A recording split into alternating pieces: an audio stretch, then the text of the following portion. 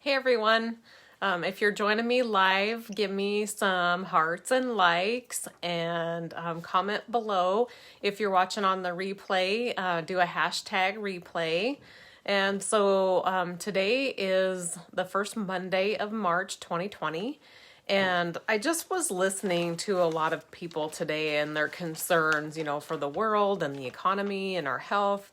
And so I decided I wanted to share a message of hope. And a few things that I took away from, I have a mentor call that I do on Monday mornings, and she's my mindset coach, and her name's Deb Erickson. And she really encouraged us to bring the hope. And a couple of things that we talked about on our call was the fact that during times of economic downturn, network marketing and direct selling actually increase because people want an opportunity to solidify their income. And she said that people like to work from home also, and especially right now with health concerns, staying home sounds good to a lot of people.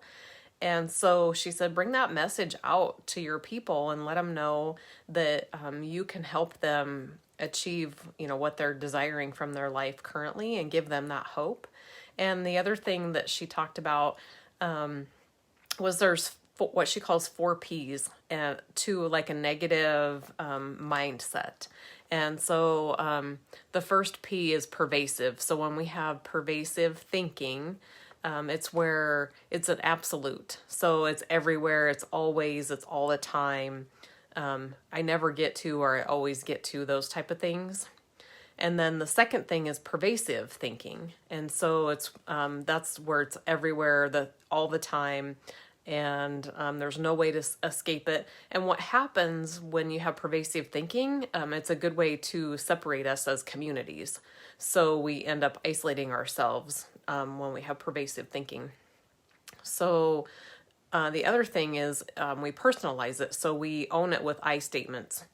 And I will get this, I do that, it's my fault, those type of things. And then the fourth P is powerless. So I can't change it, I'm stuck here, there's nothing I can do about it, that type of thinking. And so what she suggested to do to switch that contracting mindset that we have, we want to expand and spread hope. And so to do that, we need to help our brain recognize that, oh, this is a temporary situation and that it's isolated. It doesn't happen everywhere all the time. And that it's not all about me, that, I didn't do it. It's not my fault. And then the last thing is that I do have power. I have power to choose a positive mindset, and I have power to be helpful and lead others. And so one of the things we talked about is when you catch yourself drifting off into those storytelling times, what's happening there is that we have a fear of the unknown. And when we have a fear of the unknown, our brains automatically start telling us stories.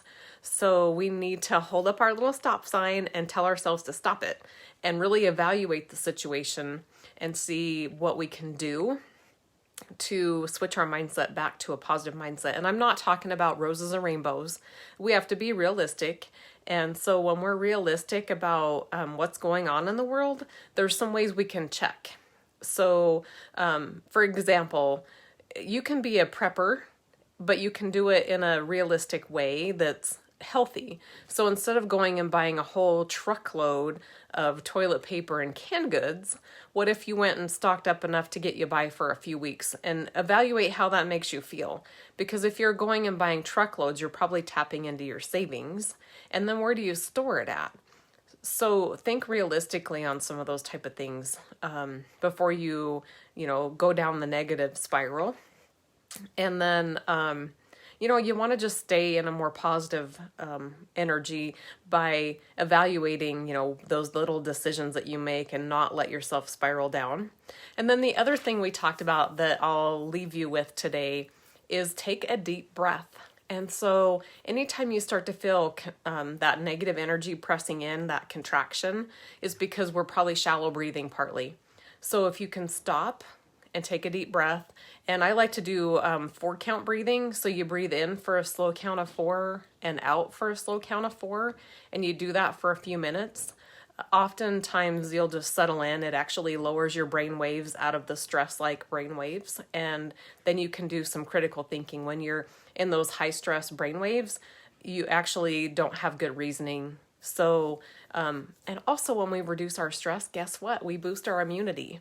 So throughout the month of March, I'm going to continue to share with you some immunity tips, and also just share with you how to stay on the more positive side of life, because we do have a lot of things that come at us daily that aren't so positive. So with that, I will end tonight, but stay tuned for more. And if you're watching on the replay, do a hashtag replay and comment below how you can share hope with others.